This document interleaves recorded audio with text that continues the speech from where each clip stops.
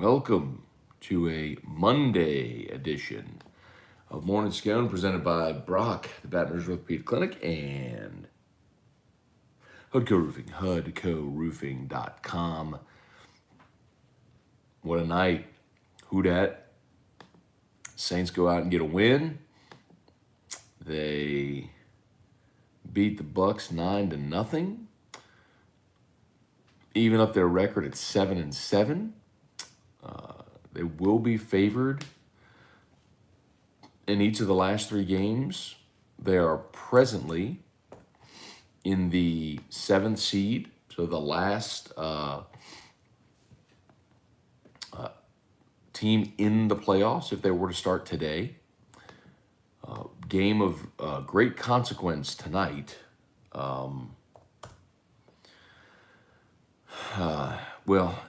Obviously you had a game tonight. You get tonight and tomorrow. Minnesota, Chicago tonight. You're pulling for Chicago, and then for Washington football team, you got to pull hard against them as well. Washington's going to play on Tuesday, right? They're playing tomorrow. They're going to play Tuesday against the Eagles on the road. You pulling for Philly actually, they're both 6-7. So since you have the head-to-head loss to Philly,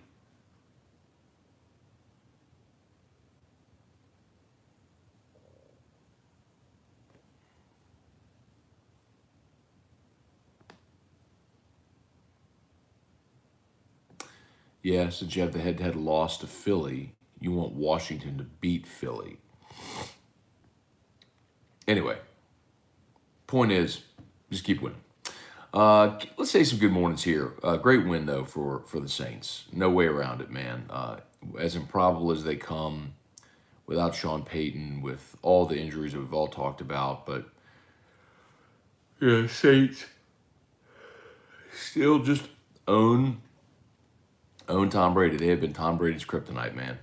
All right, let's say some good mornings. Kelly Presley, Todd Harris, Scone and coffee, nothing better in the morning. Thank you, Todd. Scott Fields, Jimmy Babin, Frederick, what's going on, man? Did you brew your coffee with the tears of Tom Brady? Victory never tastes better. That's my point, man. Like, there's people who say, oh, man, I want him to lose so you can get a better draft pick. There is nothing better than winning. Like, it's hard to win in the NFL. We saw that when we went, 5 straight weeks without seeing the Saints win a game.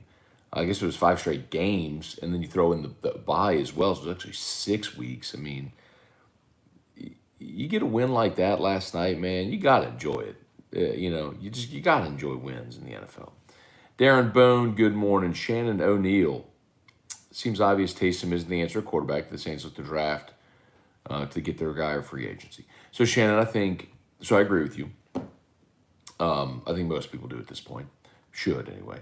I think you start very obviously with seeing if there's a realistic possibility of getting Aaron Rodgers, Russell Wilson, or Deshaun Watson. You got to start there. If you have an opportunity to get any of those three, you do it. If not, I think your best option, you bring back Jameis Winston for another year, and then make that assessment the next year. Because I don't think this draft is where you're going to find that future Hall of Famer. Now, Sean Payton's way smarter than I am, obviously, and if he goes through the whole pre-draft evaluation and all that stuff, and they find a quarterback that they feel is the guy, cool, awesome, let's roll. I just don't know that guy's in this class. Bubba Tatum, work sucks today after not getting home until 1 a.m. Bubba, did you go to the game? Bubba lives down in Tampa. Hey, Dad, good morning. Eric DeLeon, LSU ever going to get an OCDC? Yeah, Eric, keep in mind, man, before the early signing period, it was very common for teams to wait to make hires like that until after the season ended. the only reason to have rushed the hire would have been to have those coaches in place before the early signing period. Now it doesn't matter. Now you can wait until after the season and make that hire, and you'll still have a month before the February signing period. So it really doesn't matter anymore. Like the only reason for it to rush would have been to put it in those coaches in place before the early signing period. Tommy Vienendahl, defense was great, offense is bad, really bad. Yes, they are. Yes, they are. But you had a great punt return by Aesop Winston, who set you up for a field goal. You had a turnover by Tom Brady. The Bucs missed a field goal. They decided to go for it deep in Saints territory. We had another instance where they went for it deep in their own territory and didn't get it, which led to another field goal. So, hey, man, a win is a win is a win is a win. They all count the same, and I'll take it, bro. I'll take it. Here we go. Cliff Nelson, good morning, Scone Stradamus. So if y'all missed it, yes, Scone Stradamus, per the request of many, did make an appearance last night. If you're not familiar with Scone Stradamus, it's effectively like a wrestling character that I play. I mean, it's like doing one of the stand-ups in wrestling. Like I'm with the Mario Davis headband on, and I go full on. I'm playing a character. Anyway. So yes, I did pick the Saints to win. When Terrio was crapping on them Friday, I was like, they're gonna find a way to win the game. Like, I didn't think it would be 9-0. I'll grant you, but I did believe the Saints defense would stymie Tampa and frustrate Tom Brady. But yeah, I'm not so sure I thought it was going to go that way. Cliff Nelson, let's see. Pat Huseman, Trivia Carter, good morning. Brady Smith, morning, Matt. The gif of CJ Gardner-Johnson getting in Tom Brady's face, my new favorite gif. That's the guy I told you the day they drafted him, bro. The day they drafted him, I was doing backflips because I'm telling you, that's the guy who, when he was at Florida, I bleeping hated that guy. Hated him at Florida for that exact reason. When he is on the other team, you hate that guy. When he's on your team, you're so glad you have that guy. They missed that. I'm telling you, they missed him while he was hurt. God, they missed him. It's just, and not only because of how good of a sort of nickel safety he is. Hang on a second. Whoops, sorry. Not only because of how good of a nickel safety he is, but that right there. I mean, his ability to alter the game by getting in people's face and getting in people's head. Yeah, man. Tim Gotro, good morning.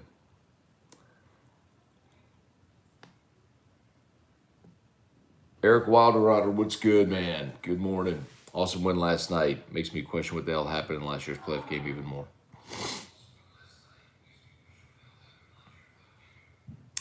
Tomas, good morning. Hey, Drew. Drew's watching this show on Erica's phone. He just walked past the door.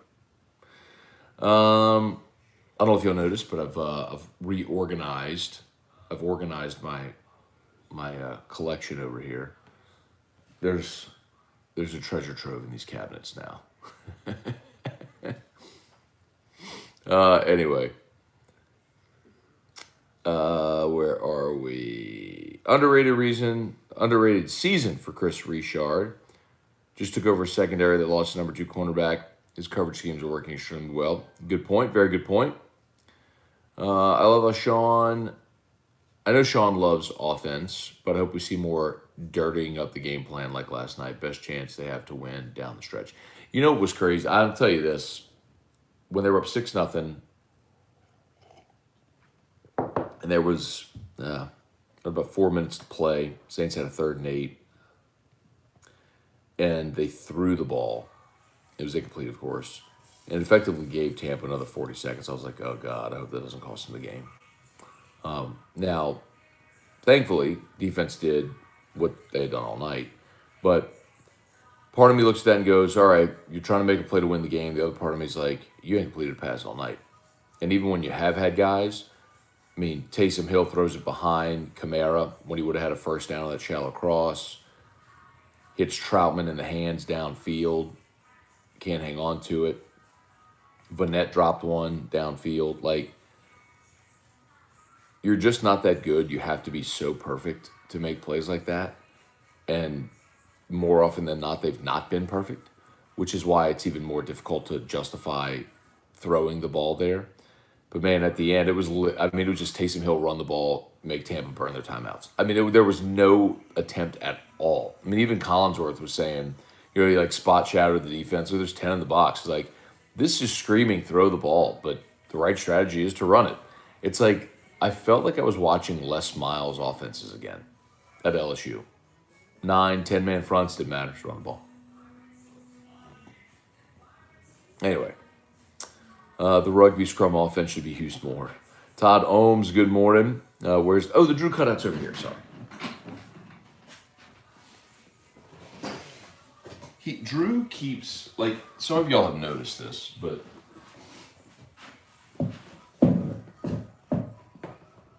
some of y'all have noticed, like, how, like, the corners of that thing are all chipped now and everything, and how Drew's hand is bent. Well, like, when I forget and leave those up, Drew comes in here and just takes them, like, throws them on the ground, and so you'll just randomly hear these kabooms throughout the house.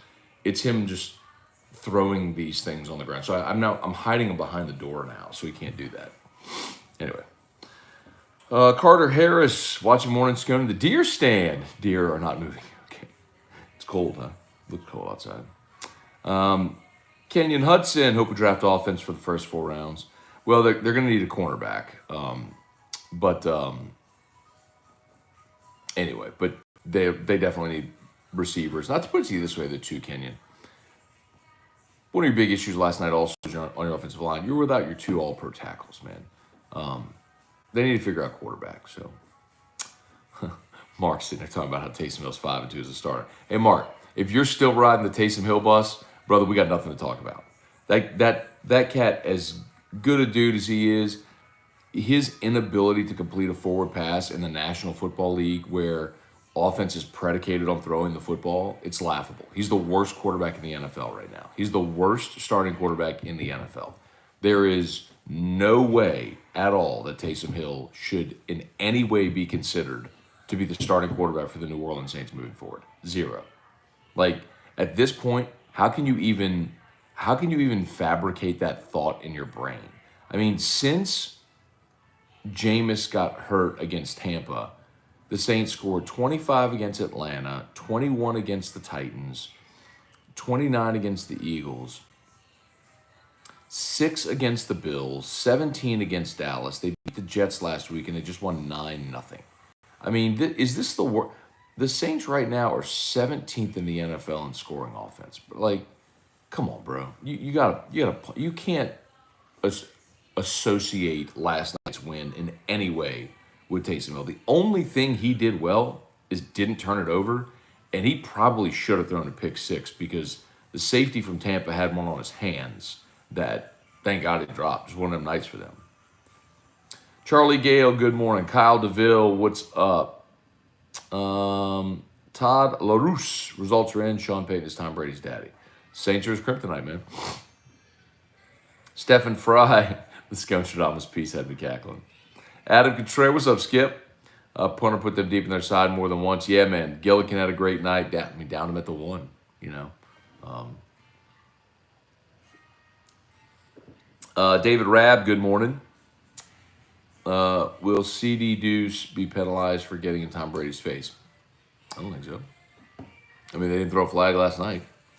Brian Wynn, good morning. Billy Burtoneer.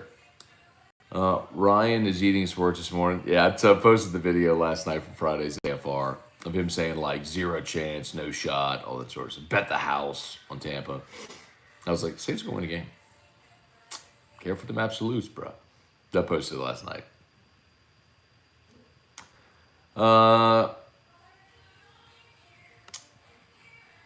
Keith Dart, Saints are about to win out. Keith, I'll put it to you this way.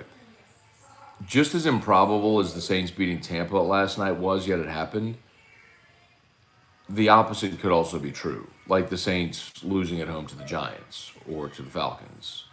Like, you can't assume wins and losses in the NFL, because even last night, where the Saints were the largest underdog of the Sean Payton era, they wouldn't win the game. So you can't assume wins and losses. So should they win at home this week against Miami? Yes, they should. I think they'll be favored and they should win the game. But we'll see. Brian Wynn, Merry Christmas. Bo Giat, do you think the Saints win out? Bo, unfortunately, I'm going to say no. Can they? Absolutely. I think they've just been too inconsistent for me to predict that. I think they'll go 2-1. I think they'll win 2 of them and lose 1. I don't know which one. If I had to guess, probably on the road at Atlanta. Or, I mean, look, it's never easy to play these interconference games where you're talking about playing Miami coming in. You rarely see Miami. I know Tua hadn't been great, but it's tough games sometimes. You're not used to seeing those teams. Matthew, let's see, Matt, post-game show last night, hilarious. You and Erica had me pissing off, laughing so hard.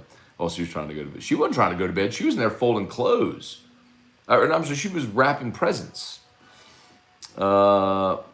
Frederick, so if you missed it last night, so I did Scone Stradamus, which was just like a little rant I did. Then I fired up another stream that was just like the post-game show.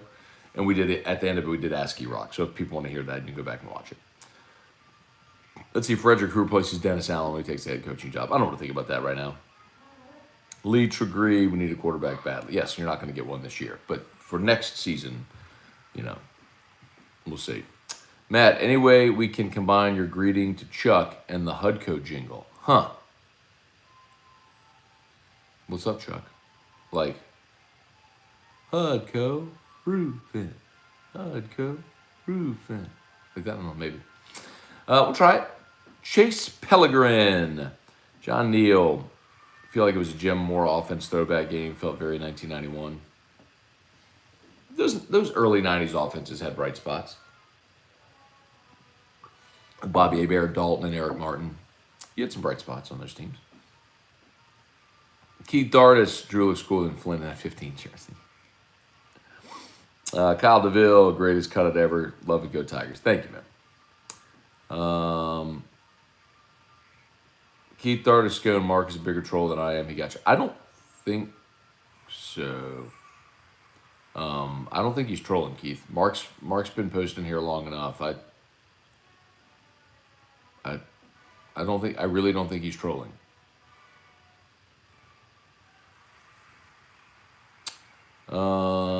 John Hilburn, Mo Hubble, Brian and Penton, good morning from home. Who dat and boot up? Yes, sir. Yes, sir. David Wallace, Saints have trouble scoring. They are 17th in scoring offense. So there are 15 teams with the worst scoring offense against one win. But you got to remember, look, that's a season average, right? So you scored, when you had Jameis, you scored 38 in the opener against the Packers. You scored 33 in your win against Washington.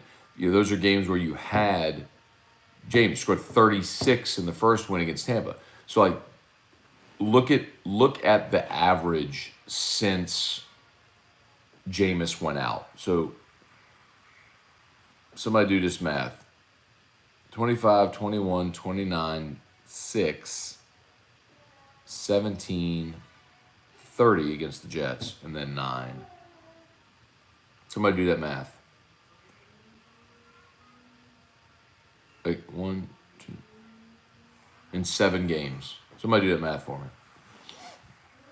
It ain't good.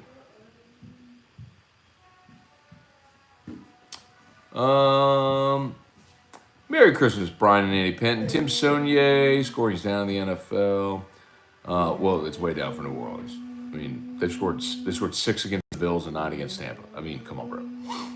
Oh, your wife was trying to go to bed. Got it. Well, apologize for us, Matthew. Todd Harris, who do you want as coordinators? I guess you're talking about LSU. I don't know. I just trust Brian Kelly. I think he's doing a good job.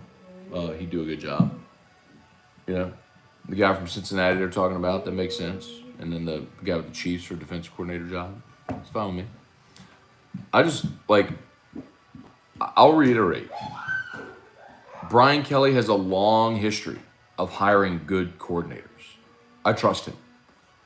Ed Ogeron had a long history of awful assistant hires. I didn't trust him. Whoever Brian Kelly hires up, like look at his. He had Bob Diaco, and he at the Notre Dame he had Bob Diaco, and he had Mike Elko, and he had Clark Lee, and he had Marcus Freeman. Like he hired really good coordinators there, man. Like I trust him. He'll get somebody good. Kirk Taylor, play the Hudco jingle. I'm feeling it. Well, ask and you shall receive. Hudco Roofing! Hudco Roofing! When you need a roof, call someone you know. Scone and Terrio. All you need is Hudco. Hudco Roofing! Hudco Roofing! Call Hudco Roofing! 364 1007! Hudco Roofing! Hudco Roofing! There it is. Hudco Roofing. HudcoRoofing.com. Do you think the Saints re-sign Winston? I do, Kirk. Sans other options, I do. Love the Saints beating Tampa Bay, even though I'm a Dallas fan. I bet everybody likes to see Tom Brady lose last night. Where are we? YouTube. By the way, smash the like button, YouTube. Smash it. Smash that like button. Brought to you by Brock. Facebook. Like the page, share the post. Brock, where's the Baton Rouge Orthopedic Clinic? They've got locations all over the greater Baton Rouge area, including their primary location inside of the Surgical Specialty Center. Right there in Bluebonnet near Perkins. You need an orthopedist, you go to Brock. Elbow, knee, foot, hand, spine, neck, back, they got you. Pediatrics, Brock, Baton Rouge Orthopedic Clinic. Let's see. Oh, that's true. Trivia card of roughing the kicker was game. When that I even tweeted ball game whenever they had the roughing the kicker. They were up 2 scores at that point. It was over. At that point, it was really only a matter of are you going to preserve the shutout. Remember last year, and someone reminded me of this last night. It was a 38-3 game. The Saints shut out Tampa last year. You kicked the field goal. You kicked the field goal right at the end. Armstead alone was deeply missed. Our tackles couldn't win a single block. That's true. They had a really tough time with 9 last night. Tim Gotro, why wasn't Brady flagged for going at the Saints sideline? Isn't that the definition of the new NFL starting rule? Sure, but then everyone's pointing out the same thing with CeeDee Deuce and Tom Brady. Could have been the same thing. They didn't throw it. So I'm fine not throwing those flags. I'd rather than not. That's the thing. Like in the preseason, I know we talked about this in the preseason, when they were throwing those flags and people freaked out about it. It was like, they're doing it now to make people aware it's a rule, but in real moments in games, they're not going to throw the flag. Do you think Miami has peaked? I haven't watched a ton of Miami, just candidly this year. There hasn't been a lot of reason to watch Miami, but they're 7-7, man, just like the Saints. So, they're right in the thick of a playoff race, and I mean Miami's been riding a heater. I mean I haven't watched them a bunch, but they've won 5-6 in a row. They beat the Jets yesterday. Let me see. Let's see. They opened up the season with the win over the Patriots, then lost 1, 2, 3. Then lost 7 in a row. That's it. Yeah, they lost 7 in a row. Now they've won 6 in a row. They beat the Texans, Ravens, Jets, Panthers, Giants, Jets. It's incredible. Like, that's a hell of a turnaround, man. From 1-7 to 7-7. It's impressive.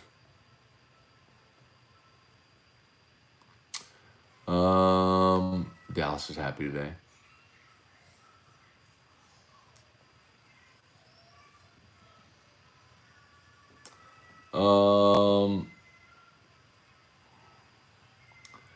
Jeff in Japan. What kind of adjustments, if any, do you think will be made to NIL transfer portal in the future? Good question. I don't know. Transfer portal maybe just like there might be a date range where you'd have to enter. NIL, I don't know that you can make adjustments to it. The real question is, will they police it more? because you're not supposed to use recruiting enticements or NIL enticements in recruiting, but it's obviously happening. And some places are more organized than others. It's I want to be clear, like it's not like, well, this place has money and this place doesn't have. Like in some instances, that's true because you have boosters that are with deeper pockets, and there are more people you can go to. Like for example, LSU obviously just Scott Woodward had to make a lot of phone calls to put together a $17 million buyout and then to pay a $100 million contract over 10 years, right? So do you go back to the same people and be like, all right, now we need enticements for NIL? When you have a longer list of donor and boosters among your alumni, there's more people you can call. Put you that way, but it's more just about the organization of it. And LSU's fallen short there. I mean, there's just no doubt. I mean, I have had conversations. Like, if you're naive to this, that's on you. But like, I personally have had conversations firsthand with coaches who have told me that they've got NIL budgets while they recruit. Not at LSU, but at other places where like they know they can spend X amount or commit X amount in NIL money to prospects when they're recruiting. Like, it's a very real thing, and I'm telling you that organization doesn't exist at LSU right now. Like, that's the difference. Like, I know prospects that have been given NIL offer sheets on recruiting visits, basically told you will have this amount in NIL deals if you come here. They're being committed to that amount of money. Like, it's absolutely happening, but LSU isn't doing it yet. That's the problem. There's not an organization there. And they need to get it together, and I hope they're working on it. I mean, I don't know that like legally LSU can't do it, but you got to make the right phone calls to know who can. Here, Fonsayad, what's up? Michael Tolliver, morning, Matt. Always a great day after beating Tampa. Best tweet about the game was, "Don't talk to me about injuries. We out there throwing to Amazon delivery drivers." That's pretty true. Eric Wilderrotter, every win with Taysom feels like a win with Jordan Jefferson. Still want him as a backup, though. Good comp. I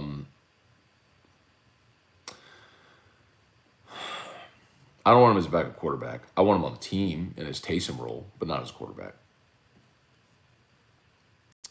Yeah, you did have a lot of garbage time points with Simeon. That's a great point. I mean, how many times do they make their fourth quarter rallies? Jeffrey, he did have Brian Van Gorder as well, and that's the outlier. Went through this on AFR a couple weeks ago. All the other guys that he hired as DCs were all guys in their late 30s. Us sending Van Gorder was the one outlier, and when Diaco left to go take the head coaching job at UConn, he hired Van Gorder, who was in his mid-50s, and they had a relationship from I think their time at like Central Michigan or something like that. Or maybe even earlier than that, maybe the Division 1AA level that they coached, Grand Prairie or whatever it was.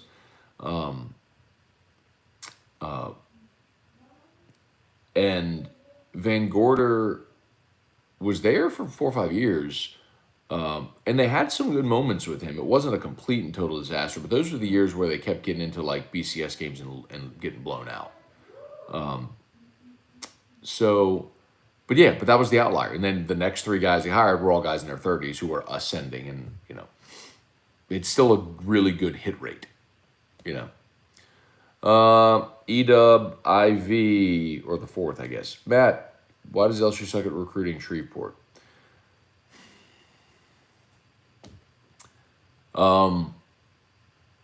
Well, you have to have a coach and staff committed to that area. For a while, that was Ensminger. And they did well for a while up there, like under Les. They lost guys, no doubt. They've gotten guys out of Shreveport. Look, I mean, you just signed Will Campbell out of Neville. Over the years, they've gotten your guys from Evangel and Neville and West Monroe. They've lost some guys, too. Some of the guys who lost, like Hootie Jones, you honestly picked Jamal Adams over Hootie Jones. That's fine. But yeah, I mean, look, you lost Fidarian Mathis. You just saw Kendrick Law pick Bama. But specifically this year with Law, with Shaz Preston, like the top three receivers in Louisiana are all going to Alabama. I'm telling you, those guys are getting NIL money from Alabama. They are. Like there was a more organized effort, and LSU's in real jeopardy of losing Jacoby Matthews for the same exact reason to A&M. I'm telling you, like if they don't get organized, they're gonna lose Jacoby Matthews to A&M because of NIL enticements. Kevin Thomas, good morning. Trivia Carter, can the Saints still win the division? Well, mathematically, yes, but no. I mean, they have the tiebreaker over Tampa. They beat them twice. I mean, so if Tampa loses out, the Saints win out, then yes. But no. Wendell Norman, good morning. Holy Sal, the issue with NIL state laws are different. No, that's irrelevant. That's irrelevant. Remember, the NCAA said, okay, you can do it. Because state laws were all different, there was no federal law. The NCAA said, okay, NIL's legal, go. So that's actually irrelevant about the state laws. That initially was thought to be relevant. It's not, because the NCAA realized how big of a problem that was going to be. Like, someone said, what happened to NILSU? You got to keep in mind, when NIL was about to launch, there were still a lot of people pushing back against it. A lot of schools, coaches that didn't want NIL. And so the whole thought was, all right, look, if you're pushing back against NIL, that's going to hurt you in recruiting, because some of these players are going to say, why would I go there? They're not welcoming NIL opportunities. So LSU was very outward in saying, hey, NILSU, come on down. We got Olivia Dunn. Look at all the great athletes that have come through here over the time that have built big brands, and we'll help you do it. Which is all fine and good. You can embrace NIL. You can say to your student athletes, we want you to make a lot of money. There's a big difference between that and then actually helping facilitate these enticements and being proactive on that end about getting the deals. And that's what other places are doing. You're not supposed to. Again, that's illegal. You can't offer an NIL enticement in recruiting. But when you have an organized effort among boosters or whatever, it's like, look at the dude in Texas. Look at what Nevin Shapiro did at Miami, or whoever the guy was at Miami. I think it was Nevin Shapiro, where they offered like it was the MMA, was it Jackson MMA, whatever it was. That it wasn't Jackson. It was America's Top Team, where they offered every single player on the University of Miami an NIL deal. Well, like that's one guy stepping up and saying, I'm doing this for the whole team. At Texas, the offensive line. You know what I mean? Like that's the type of proactive, organized effort. You'd have to have like Todd Graves say, I'm going to give every LSU player an NIL deal for Raising Cane's, which he could, but at the same time, Cane's is everywhere. I mean, would he have to do that? Would that hurt his business in all the other SEC or college football towns? I don't know. So, anyway.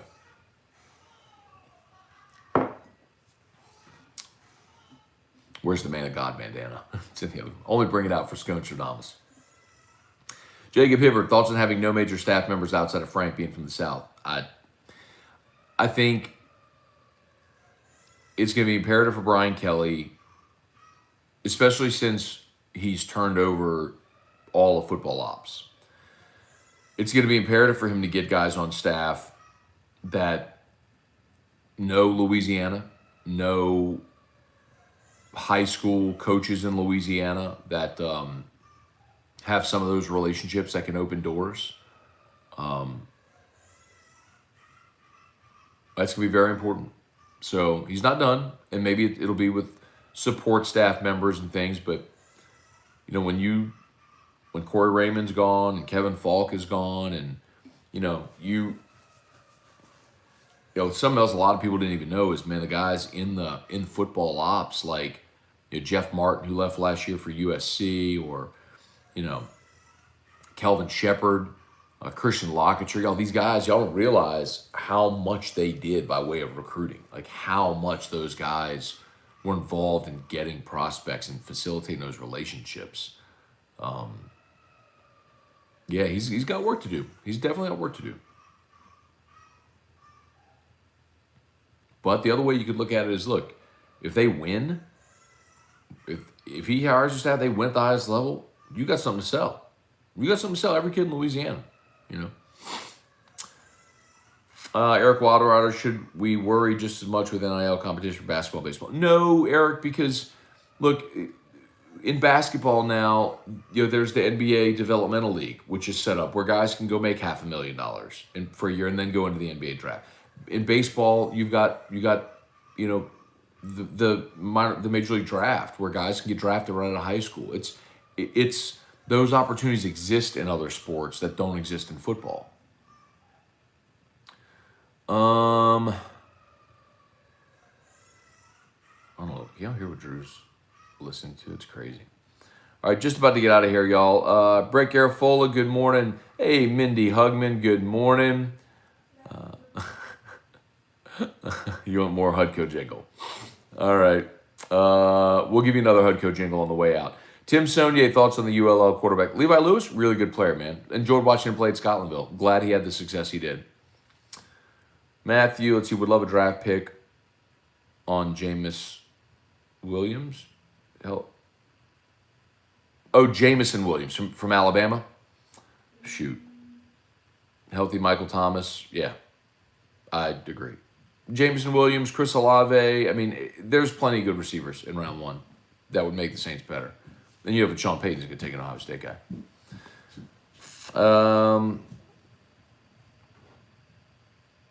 Tony Cortello, our D-line was dominant. Thought the play calling on offense was complimentary to our defense. Absolutely was. Brian Arsenault waited the whole fourth quarter for Brady to have a come-from-behind win. Man, was I wrong. Matt, picture of your son over your left shoulder is tremendous. Look how happy he is. Hope all is well for you and the family. Oh, what's up, Brew? Good morning. I didn't even realize that was Brew. What's going on, man? I appreciate it. Y'all, that's the head coach of the 5A state champion Zachary Broncos. Hey, Drew, come see. Hey. Drew. No. Dawn. Hey, Brew, I was pulling for y'all, man. Congrats. Fired up to see it. Great win over Ponchatoula a couple weeks ago. Happy for y'all. Very, very much so. Rick Kelly, do you think Dwayne Thomas will be kept on? Y'all, I think...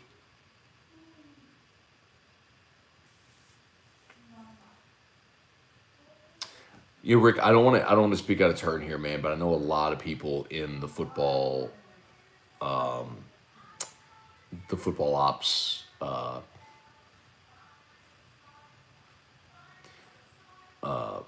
and just football ops were let go last week. I don't know if Dwayne Thomas was one of them. I just don't know off the top of my head. But my point is, like, a lot of people like that who have helped facilitate a lot of those relationships aren't going to be back. And back to something I said last week, yes, that is very, very tough. People who have been around and been a part of LSU football for so long,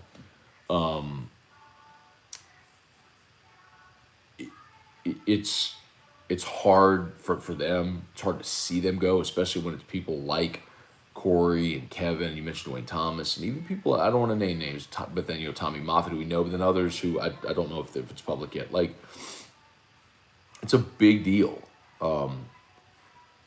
But you also have to realize when you're bringing in Brian Kelly, you're paying him $100 million. You've got to let him, use the old Bill Parcells line. If he's going to cook dinner, you got to let him shop for the groceries. So you got to let Brian Kelly do it his way. So, anyway. He said no. He did say no. What's up, Jerry DeLucky? Good morning. Love all the excuses the announcers made for Tampa not having some of their playmakers. Yeah, I mean, but listen, here's the thing, Jerry. I thought the same thing last night.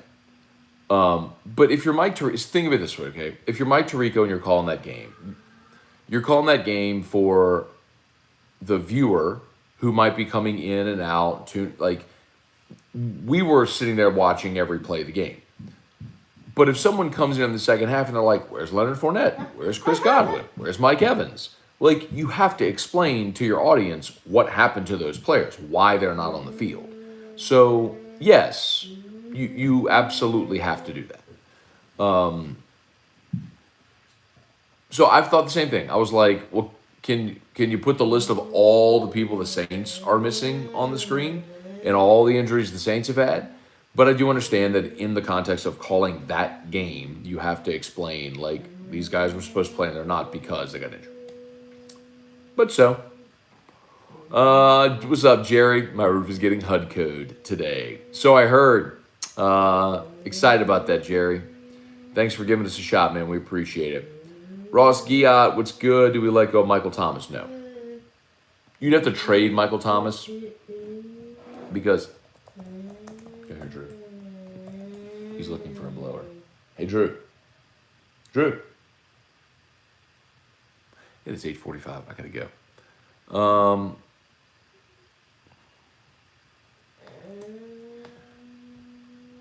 right, so Michael Thomas's just so you know, Michael Thomas's contract.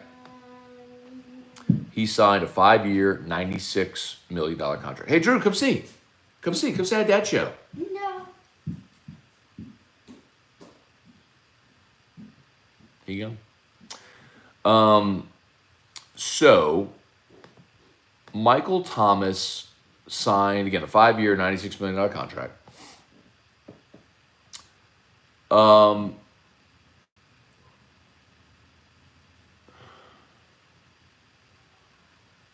The dead cap number,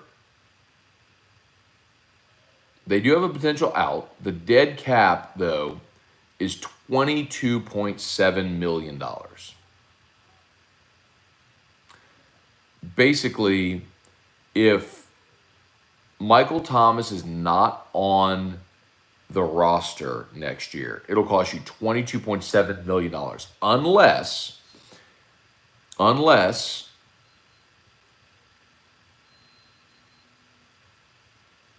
nope.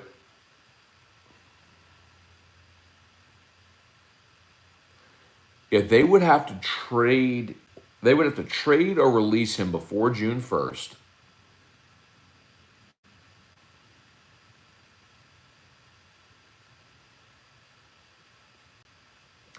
No.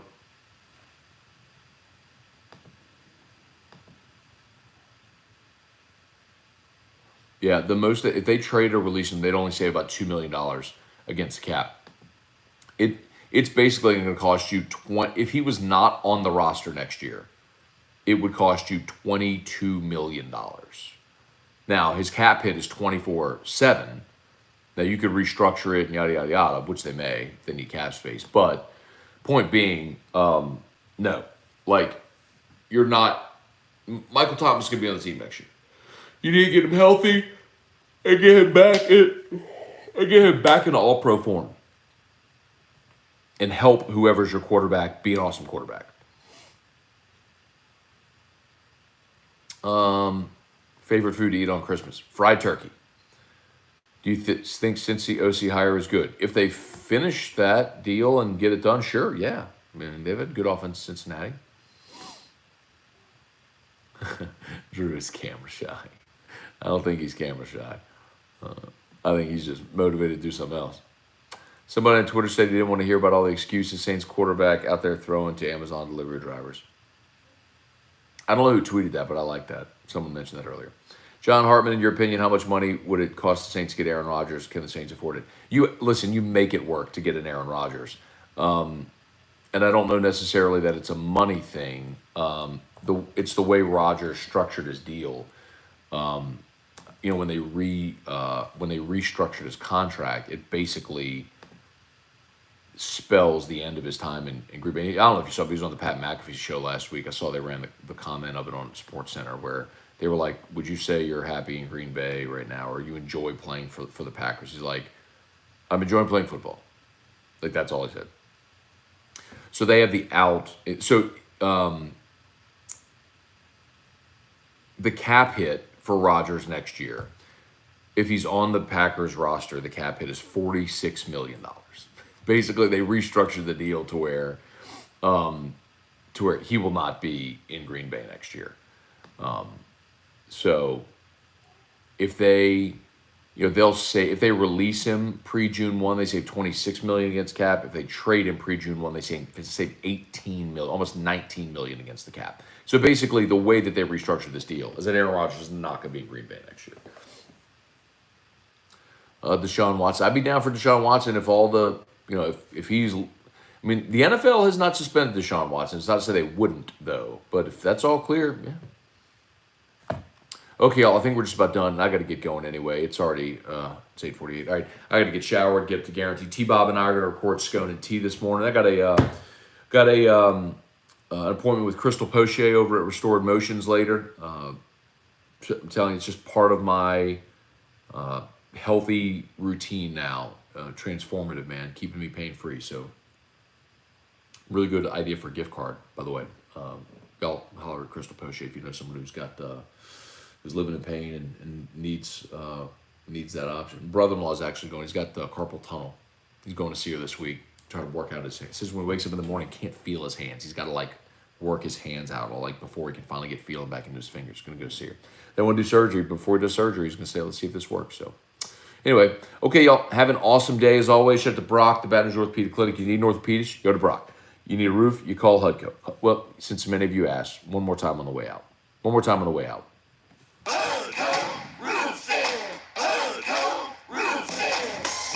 you need a roof, call someone you know. Scone and Terrio. All you need is HUDCO. Call HUDCO Roofing. 364. 1007.